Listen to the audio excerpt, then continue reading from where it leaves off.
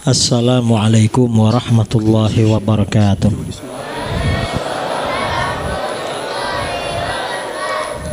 Bismillahirrahmanirrahim. Alhamdulillahi rabbil alamin. Wassalatu wassalamu ala ashrafil anbiya wal mursalin Sayyidina Muhammadin wa ala alihi wa sahbihi ajma'in. Amma ba'du. As-sadatul kiram, ma'asyiral asatidzah, wa bil khusus Fadilatul Syekh Adil Asy-Syu'aibi alladzi na'tazzu bihi ayyam i'tizaz. Para asatid dan semuanya yang saya hormati, dan para jamaah kaum muslimin dan muslimat Pekanbaru Riau yang hadir pada malam ini, biasanya dalam momen pembacaan kitab Sahih Bukhari. Naqra Sahih al-Bukhari Lailatul Jum'ah. Al-ijtima' في كل أسبوع ليلة الجمعة نقرأ صحيح البخاري العادة، لكن الآن هذا نتشرف بحضوركم، نستمع من المحاضرات ستلقيكم إن شاء الله. نعم، كل أسبوع في ليلة الجمعة. Dan ini yang hadir di tengah-tengah kita Syekh Adil Asy-Syu'aibi. Beliau ini mantan Wahabi. Dulu beliau Wahabi, tapi keluar dari Wahabi kembali ke Ahlus Sunnah wal Jamaah. Dan saya kenal beliau sudah lama. Nahnu na'rifakum tawil. Qabla kira-kira 6 bulan yang lalu, hawalai 6 ashhur al-madiyah, saya buat postingan di YouTube, temanya mengapa saya meninggalkan Wahabi, limadza taraktul Wahabiyah, Syekh Adil Syu'aibi. Saya mengambil dari tulisan beliau di Facebook, mengapa saya keluar dari Wahabi, masuk YouTube. Dan ini kira-kira sudah 3 minggu YouTube-nya kena hack oleh Wahabi. Al-hisab di YouTube itu apa nih? Hisabuna fil YouTube ta'attal qabla nah yumkin hadza min tarfil wahabiyah. Jadi ini ya, di Timur Tengah ini ada beberapa ulama yang asalnya Wahabi. Salah satunya beliau yang dari Yaman. Kemudian ada muridnya Syekh bin Bas dan muridnya Syekh Utsaimin. Namanya Syekh Khalid bin Abdullah Bahumid Al-Ansari. Mungkin datang juga nanti ke sini. Beliau lebih senior daripada Syekh Adil ini. Beliau ini yang masih muda ya, mungkin seusia ustadz-ustadz di Pekanbaru. Jadi kita dengarkan dari beliau bagaimana sebenarnya Ahlus Sunnah wal Jamaah itu. Dan beliau ini ketika keluar dari Wahabi kembali ke Ahlus Sunnah, berani menantang orang Wahabi, mau debat. Beda dengan orang Ahlus Sunnah yang pindah ke Wahabi, diajak ketemu gak mau saudara. Jadi beda memang. Artinya apa? Memang Ahlus Sunnah itu at-taifah al-mansurah, golongan yang dimenangkan, ditolong oleh Allah.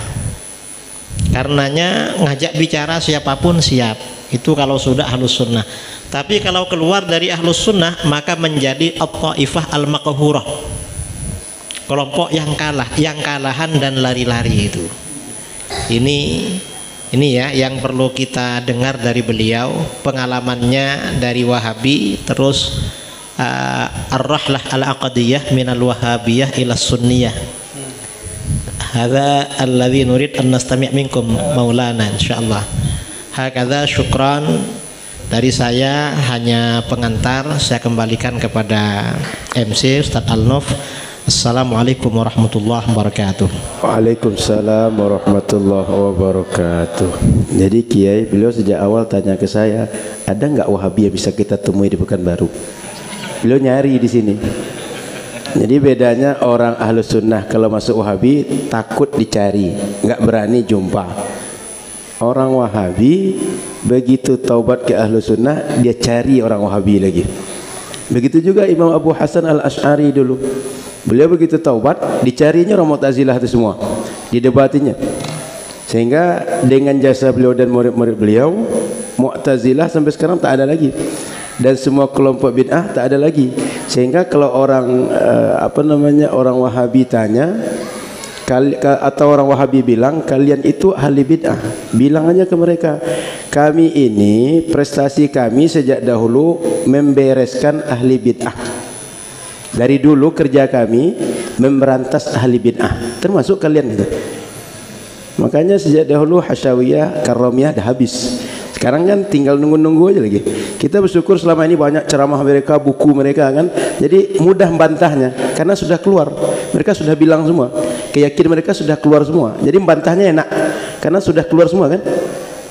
احنا سمعنا كل الاعتراضات والردود من الوهابية وبعد ذلك نرد عليه بالسهل إن شاء الله لأنه مسجل كلها صح كله مسجل في كتاب مسجل في الفيديوهات وفي اليوتيوب ونرد عليه بالسهل إن شاء الله لأننا عرفنا ماذا يقول وماذا اعتراضاتهم ونرد عليه إن شاء الله بسهولة. Jadi malam ini insya Allah kita akan dengarkan dari Syekh. Saya bantu-bantu terjemah saja. Kalau nanti ada taman-taman sikit berarti materinya ada dua. Syekhna, hatta nasajil hadhihi al-muhadarah.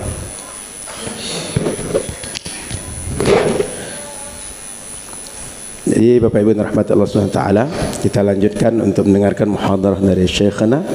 ونسمع محاضرات سيدتكم وأنا أقوم بالترجمة بهذه المحاضرة وإلى شيخنا الشيخ عادل الشعيبي فليتفضل عليه مشكورا ومأجورا.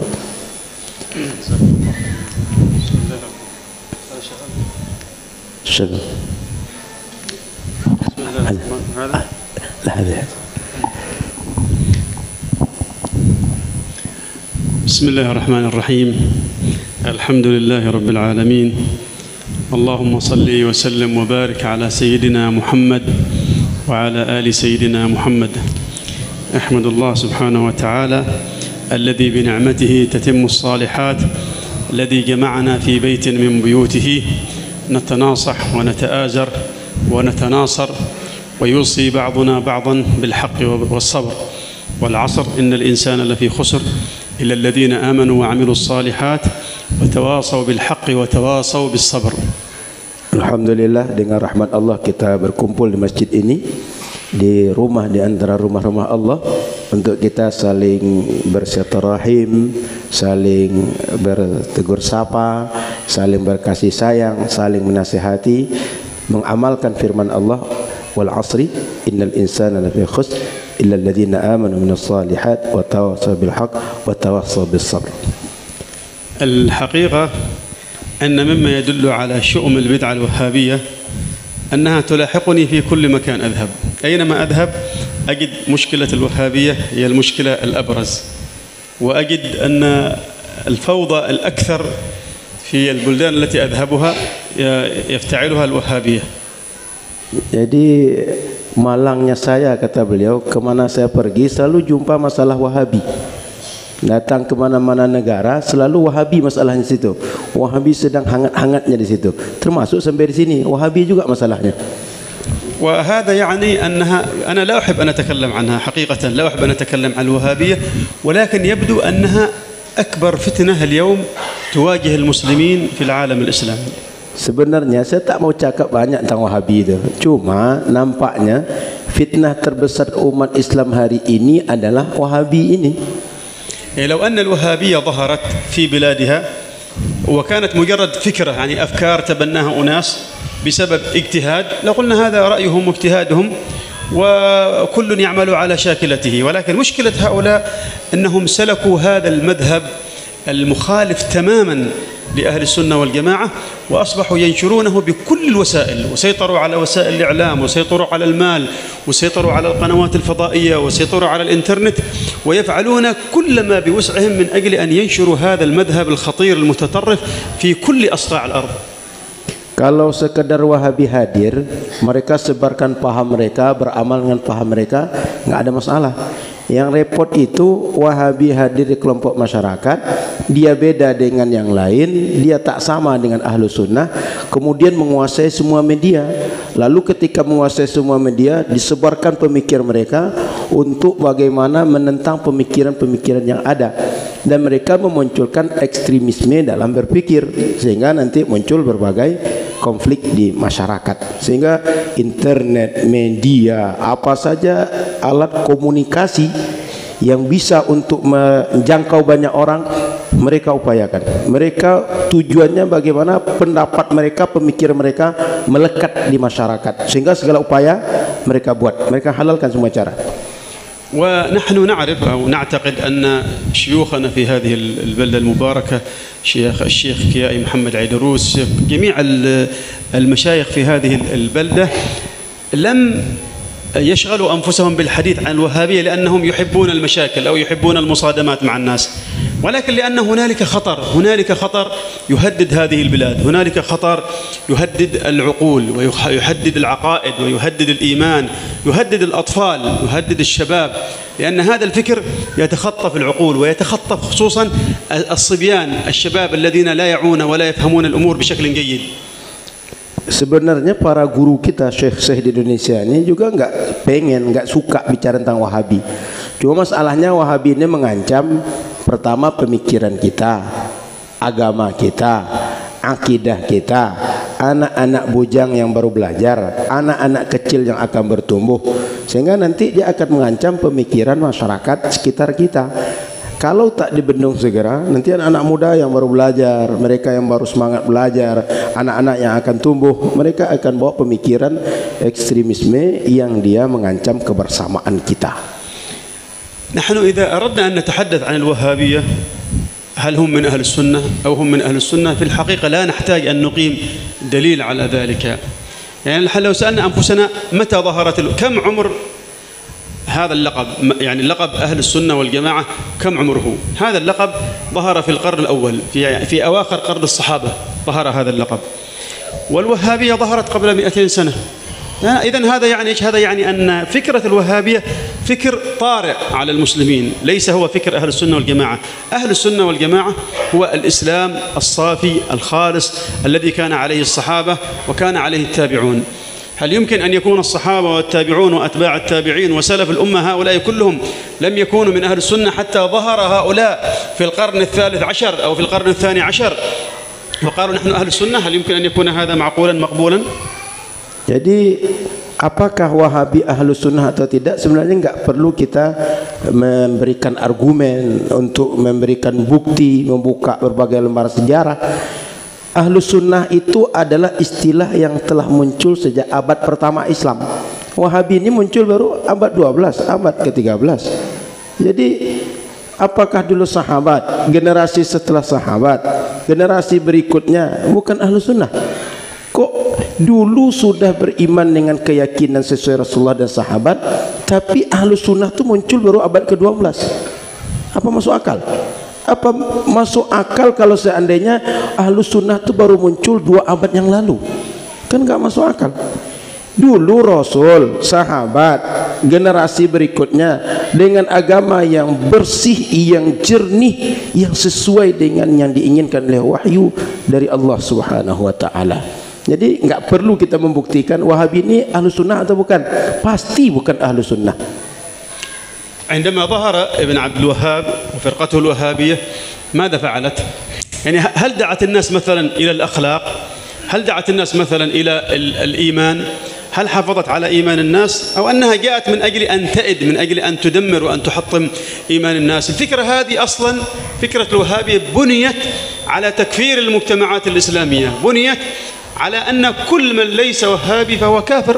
ولهذا كانوا ينصون في رسائلهم، محمد بن عبد الوهاب وأتباعه وتلاميذه كانوا ينصون على أن دولة الخلافة الأتراك دولة كافرة، وعلى أن المسلمين في الشام وفي مصر وفي اليمن وفي المغرب وفي شرق الأرض ومغاربها كلهم كفار، ولا يوجد مسلم على وجه الأرض إلا من كان على طريقة محمد بن عبد الوهاب وأتباعه. Agama yang dibawa pemahamannya oleh Muhammad bin Abdul Wahab bukan agama menguatkan akidah, menanamkan akidah, tapi adalah bagaimana menghancurkan akidah yang sudah kuat. Sehingga kerja mereka sejak muncul mengkafirkan umat Islam, menganggap semua selain mereka adalah kafir. Sehingga orang Syam, orang Mesir, orang Hijaz, orang mana saja di luar mereka bukan Islam. Maka dalam kitab-kitab mereka tertulis bahwa dimanapun orang selama mengikut kepada Turki Utsmani, tidak mengikut kepada mereka, mereka adalah kafir. Jadi dari dulu kerja mereka menuduh kita kafir. Kalau sudah kafir berarti nanti halal darah, halal harta kita. Siap-siaplah nanti dibunuh orang Wahabi nanti. إذا سألنا الآن سؤال مثلا لماذا اليوم الوهابية يستهدفون إندونيسيا؟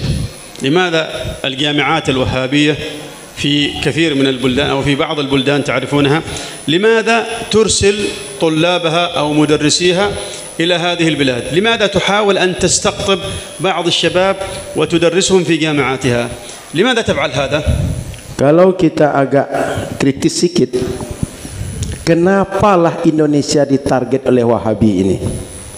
Universitas-universitas didirikan di sini, anak-anak muda yang berprestasi, yang nilai bagus diambil ke negara mereka, dapat beasiswa. Syekh-syekh mereka bergiliran datang berdakwah ke negeri ini. Kira-kira apa di balik itu? Enggak mungkin sekedar diambil lalu dikirim dibuatkan universitas, enggak mungkin sekedar itu. هي تفعل هذا لسبب واحد واضح ومباشر، وهو الأساس الذي بنيت عليه هذه الدعوة، وهو أن إندونيسيا بلد ليس بمسلم، أن المسلمين في إندونيسيا عبارة عن شافعية صوفية أشاعرة، وهؤلاء إما كفار وإما مبتدعون، فهم في الحقيقة يريدون كما يظنون أو كما يفهمون أن ينشروا الإسلام باعتبار أن هذه بلد ليس بمسلم. هذه حقيقتهم، ونشروا هذا الفكر في اليمن ونشروه في الشام ونشروه في مصر. لماذا؟ لأنهم يعتقدون أن هذه البلدان ليست بمسلمة، لا يوجد مسلم تحت قبة السماء إلا هم، حتى إن ابن عبد الوهاب لم يكن فقط يكفر المسلمين الآخرين، بل حتى كان يكفر شيوخه، حتى شيوخه كانوا في نظره كفار. كان يقول إن لا إله إلا الله، كلمة لا إله إلا الله لم يكن يوجد أحد على وجه الأرض يعرفها، حتى شيوخي يقول، حتى شيوخي لم يكونوا يعرفونها إلا عندما أنا أتيت وعلمت الناس التوحيد. عندما أنا جئت وعلمتهم عرف شيوخي وعرف الآخرون التوحيد وعرفوا الإيمان. هذا يعني أنهم كانوا قبل أن آتي إليهم أنا، هو يقول، لم يكونوا مسلمين، كانوا كفار. Jadi kenapa mereka mentarget Indonesia? Sebab berdasar pemikiran mereka adalah mengkafirkan semua orang. Kata mereka Indonesia ini bukan negara muslim, orangnya enggak muslim, sebab mereka mazhab Syafi'i, mereka Asy'ari, mereka bertasawuf. Semua yang tidak ikut mereka kalau tidak kafir ahli bid'ah. Beliau Muhammad bin Abdul Wahab mengatakan semua yang tak sama dengan dia tak paham la ilaha illallah. Jangankan kita yang lain, guru-gurunya pun tak paham. Sehingga semua orang sebelum dia datang tak paham makna la ilaha illallah. Setelah beliau datang, barulah kalimat la ilaha illallah itu dipahami dengan benar, dan semua orang mesti memahami la ilaha illallah seperti yang dia pahami. Jadi semua yang tidak ikut dia adalah kafir. Kita dianggap kafir, maka ditarget untuk didakwakan Islam versi Muhammad bin Abdul Wahab. Jadi orang-orang kafir ini segera mu'allaf, segera taubat agar nanti masuk Islam versi Muhammad bin Abdul Wahab.